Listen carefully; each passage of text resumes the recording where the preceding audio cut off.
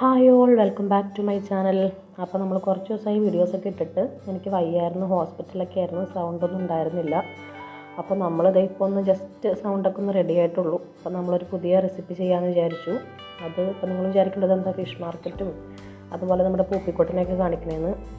അത് നമുക്ക് പൂപ്പിക്കൊട്ടിനൊരു ഇഞ്ചക്ഷൻ ഉണ്ടായിരുന്നു, അവൻ്റെ റാബിസ് വാക്സിൻ ഉണ്ടായിരുന്നു. അപ്പോൾ അതെടുക്കാൻ പോയ സമയത്ത് അങ്കമാലിയിൽ നമ്മൾ കുറച്ച് അടുത്ത ഫിഷ് മാർക്കറ്റിൽ നിന്ന് കുറച്ച് മീൻ വാങ്ങിക്കാമെന്ന് വിചാരിച്ചു.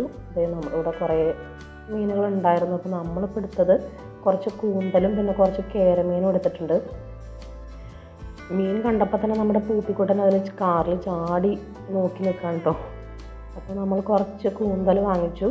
അപ്പോൾ നമുക്കത് വെച്ചിട്ടൊന്ന് നല്ലൊരു റോസ്റ്റ് ഉണ്ടാക്കാം. നമ്മുടെ ഷെഫുള്ള സ്പെഷ്യൽ കൂന്തൽ റോസ്റ്റാണ് നമ്മളിന്ന് ഉണ്ടാക്കാൻ പോകുന്നത്. അപ്പോൾ അത് ഭയങ്കര ടേസ്റ്റാണ്.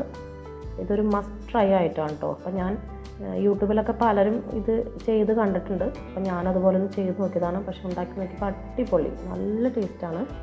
അപ്പോൾ അതിൽ ഷെഫുള്ള പറഞ്ഞ ആ ഒരു രീതിയിൽ തന്നെയാണ് ഞാൻ ചെയ്തേക്കുന്നത്. അത്ര നന്നായിട്ട്. അപ്പോൾ നമുക്ക് ഓൾറെഡി കൂന്തലൊക്കെ നല്ല ക്ലീൻ ചെയ്തിട്ട് കിട്ടിയിട്ടുണ്ടായിരുന്നു. അപ്പോൾ അതിൻ്റെ തലയുടെ ഭാഗം നമുക്കൊന്നും കൂടെ ഒന്ന് ക്ലീൻ ആക്കാനുണ്ടായിരുന്നു. അതിൻ്റെ അകത്ത് കുറച്ച് മഷി പോലത്തെ കുറച്ച് ഇതൊക്കെ ഉണ്ടായിരുന്നു. അപ്പോൾ അതൊക്കെ ഒന്നും കൂടി ക്ലീൻ ചെയ്ത് ഇതുപോലെ റൗണ്ടിലൊന്ന് കട്ട് ചെയ്തെടുത്തിട്ടുണ്ട്. ഇനി നമുക്ക് വെള്ളമൊക്കെ കളഞ്ഞ് നന്നായിട്ട് കഴുകി വൃത്തിയാക്കി റൗണ്ടിൽ ഇതുപോലെ കട്ട് ചെയ്തെടുത്തു.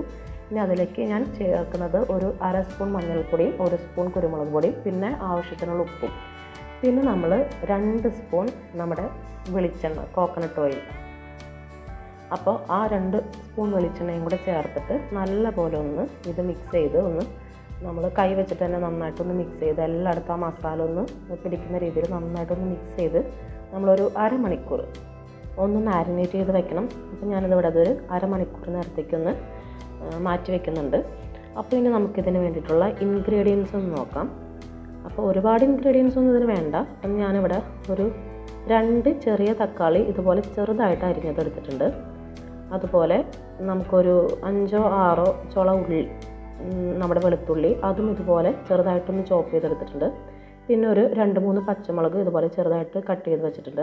അപ്പോൾ പച്ചമുളക് എടുക്കുമ്പോൾ നമ്മൾ എരിവ് നോക്കിയിട്ട് എടുക്കണം. അപ്പോൾ ഞാനെടുത്ത മുളകിന് അത്യാവശ്യം എരിവ് ഉണ്ടായിരുന്നുകൊണ്ട് ഞാൻ 2 പച്ചമുളക് എടുത്തിട്ടുള്ളൂ. പിന്നെ നമുക്ക് ഒരു കഷ്ണം ഇഞ്ചി ഇതുപോലെ നന്നായിട്ട് ചെറുതായിട്ട് തന്നെ ചോപ്പ് ചെയ്ത് വേണം. പിന്നെ 2 സവാള, 2 മീഡിയം സൈസ് സവാള ചെറുതായിട്ട് ഞാൻ ചോപ്പ് ചെയ്ത് വെച്ചിട്ടുണ്ട്. ഇത്രയാണ് ഇതിൻ്റെ ഇൻഗ്രീഡിയൻസ്. ഇനി നമുക്കൊരു പാൻ ചൂടാക്കിയിട്ട് അതിലേക്ക് ഒരു കഷ്ണം നമ്മൾ ബട്ടർ ഇട്ടു. ആ ബട്ടർ ഇട്ടിട്ട് പിന്നെ ഞാൻ കുറച്ച് കറിവേപ്പിലയും കൂടി ഇതിലേക്ക് ആഡ് ചെയ്തു. പിന്നെ നമുക്ക് ഇതൊന്ന് ജസ്റ്റ് ഒന്ന് ഇതുപോലെ നമ്മളൊന്ന് എല്ലായിടത്തേക്കൊന്ന് സ്പ്രെഡ് ചെയ്യാം. അതിനുശേഷം നമുക്ക് നമ്മുടെ മാരിനേറ്റ് ചെയ്ത് വെച്ചിരിക്കുന്ന നമ്മുടെ കൂന്തൽ ഇതിലേക്ക് ഇട്ടിട്ട് ഒന്ന് ഫ്രൈ ചെയ്തെടുക്കാം. അപ്പോൾ ഇതാണ് ഈ ഒരു റെസിപ്പിയുടെ മെയിനായിട്ടുള്ളൊരു സ്റ്റെപ്പ് എന്ന് പറയുന്നത്. നമ്മൾ ബട്ടറിലാണ് ഇത് ഫ്രൈ ചെയ്തെടുക്കുന്നത്, അല്ലാതെ നമ്മുടെ കോക്കനട്ട് ഓയിലല്ല. നമ്മൾ ബട്ടറിലാണ് ഇത് ഒന്ന് ഫ്രൈ ചെയ്തെടുക്കുന്നത്. അപ്പോൾ നമുക്കിതൊന്ന് നല്ലപോലെ ഒന്ന് ഫ്രൈ ചെയ്തെടുക്കാം. അപ്പോൾ ഒരുവിധം വേവാകുമ്പോൾ നമുക്ക് ഇതൊന്ന് മറിച്ചിട്ട് കൊടുക്കാം. എന്തായാലും ഒത്തിരി നമ്മൾ വേവിക്കരുത്. ഒത്തിരി വെന്ത് കഴിഞ്ഞാൽ അത് ഒരു റബ്ബർ പോലെയാവും. അപ്പോൾ നമുക്ക് ഈ ചെമ്മീനും കൂന്തലൊക്കെ വേവിക്കുമ്പോൾ നമുക്കങ്ങനെ ഒരുപാട് വേവിക്കാൻ പാടില്ല. അത് ആ ഒരു റബ്ബർ പോലെ അങ്ങനെ പോവും. അപ്പോൾ അതുകൊണ്ട് നമ്മൾ അത് നോക്കിയിട്ട് വേണം എടുക്കാനായിട്ട്. അപ്പോൾ നമ്മൾ ജസ്റ്റ് ഒരു 5-10 മിനിറ്റ് ഒന്ന് ഫ്രൈ ചെയ്തെടുത്താൽ മതി. അപ്പോൾ ഞാനത് മറിച്ചിട്ടും കൊടുത്ത് നന്നായിട്ടൊന്ന് ഫ്രൈ ചെയ്തെടുത്തു. ഇനി നമുക്ക് ഇതൊന്ന് മാറ്റി വയ്ക്കാം. ആ ഫ്രൈ ചെയ്തത് അത് അങ്ങനെ തന്നെ ഒന്ന് മാറ്റി വയ്ക്കാം. ഇനി നമുക്ക് കുറച്ച് വെളിച്ചെണ്ണ ഒഴിക്കാം. അപ്പോൾ ഈ വെളിച്ചെണ്ണ ഇതിങ്ങനെ ഇരിക്കുന്നത് ഞാൻ കുറച്ച് കൂന്തൽ വേറെ അല്ലാതെ സെപ്പറേറ്റ് ഫ്രൈ ചെയ്തിട്ടുണ്ടായിരുന്നു. അപ്പോൾ അത് ഫ്രൈ ചെയ്ത വെളിച്ചെണ്ണയാണിത്. അപ്പോൾ വെളിച്ചെണ്ണ ഒഴിച്ചു, അതിലേക്ക് കുറച്ച് കടുക് പൊട്ടിച്ചു. പിന്നെ നമുക്ക് ഒരല്പം ഉലുവയും കൂടി ഇതിൻ്റെ കൂട്ടത്തിൽ നമുക്ക് ആഡ് ചെയ്ത് കൊടുക്കാം. അത് രണ്ടും പൊട്ടി കഴിയുമ്പോൾ നമുക്ക് നമ്മുടെ വെളുത്തുള്ളിയും നമ്മുടെ ഇഞ്ചിയും പച്ചമുളകും ഇത്ര ആഡ് ചെയ്തിട്ട് നമുക്ക് നല്ലപോലെ ഒന്ന് ഇളക്കി കൊടുക്കാം. ഇനി നമുക്കിതിലേക്ക് നമ്മൾ നേരത്തെ കട്ട് ചെയ്ത് വെച്ചിരിക്കുന്ന നമ്മുടെ സവാള ആഡ് ചെയ്ത് കൊടുക്കാം. അപ്പോൾ സവാള നന്നായിട്ട് നമുക്ക് വഴറ്റി കൊടുക്കാം.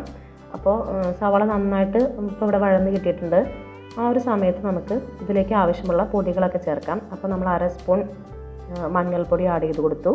അതുപോലെ 1/2 സ്പൂൺ നമ്മുടെ മുളക് പൊടി. ഞാനിപ്പോൾ ഇവിടെ കാശ്മീരി ചില്ലിയാണ് ആഡ് ചെയ്തത്. കാരണം നമ്മളിവിടെ കാശ്മീരി ചില്ലി നമ്മുടെ സാധാ മുളക് നമ്മളതിൽ പൊടിച്ചതായതുകൊണ്ട് അത്യാവശ്യം നല്ല എരിവുണ്ട്. അപ്പോൾ അതുകൊണ്ട് ഞാൻ ഒത്തിരി ചേർക്കുന്നില്ല. നല്ല എരിവുള്ളതുകൊണ്ട് നമ്മൾ 1/2 സ്പൂൺ മുളക് പൊടിയാണ് ചേർത്തത്. അതുപോലെ തന്നെ ഒരു സ്പൂൺ മല്ലിപ്പൊടിയും കൂടി ആഡ് ചെയ്ത് കൊടുത്തിട്ടുണ്ട്. ഇനി ഇതിലേക്ക് നമുക്ക് തക്കാളി ചേർത്ത് കൊടുക്കാം. നമ്മൾ നേരത്തെ കട്ട് ചെയ്ത് വെച്ചിരിക്കുന്ന തക്കാളി ഇത്രയും ചേർത്തിട്ട് നമുക്ക് നന്നായിട്ടൊന്ന് വഴറ്റിയെടുക്കാം. അപ്പോൾ നമുക്ക് നമ്മുടെ തക്കാളി നല്ലപോലെ ഒന്ന് വഴറ്റി കൊടുക്കാം. അപ്പോൾ തക്കാളി വഴണ്ട് ഒരുവിധം നന്നായിട്ട് വെന്ത് കഴിഞ്ഞ് കഴിയുമ്പോൾ നമുക്ക് കുറച്ച് ഉപ്പ് ആഡ് ചെയ്യാം. അപ്പോൾ ഉപ്പ് നോക്കിയിട്ട് നമ്മുടെ ഒരു ടേസ്റ്റിനനുസരിച്ചിട്ടുള്ള ഉപ്പ് ആഡ് ചെയ്താൽ മതി. അതുപോലെ ഇതിലത്തെ മസാലകൾ, അപ്പോൾ നമുക്ക് എരിവ് എത്രത്തോളം ഇഷ്ടമുണ്ടോ ആ രീതിക്ക് അനുസരിച്ചിട്ടുള്ള മസാലകൾ നമ്മൾ മുളക് പൊടിയൊക്കെ നമ്മൾ ആഡ് ചെയ്താൽ മതി.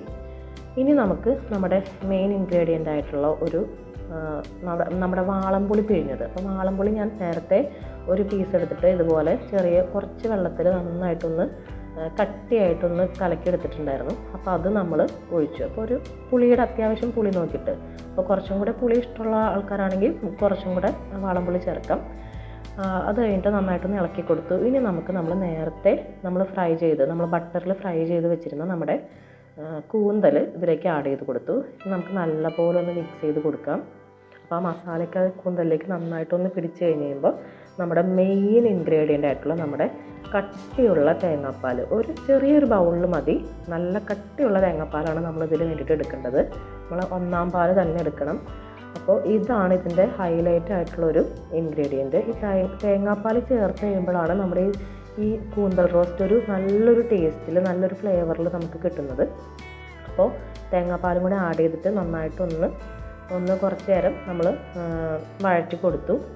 അതേ നമ്മുടെ നല്ല രുചികരമായിട്ട് നല്ല ടേസ്റ്റി ആയിട്ടുള്ള നമ്മുടെ കൂന്തൽ റോസ്റ്റ് ഇവിടെ റെഡി ആയിട്ടുണ്ട്.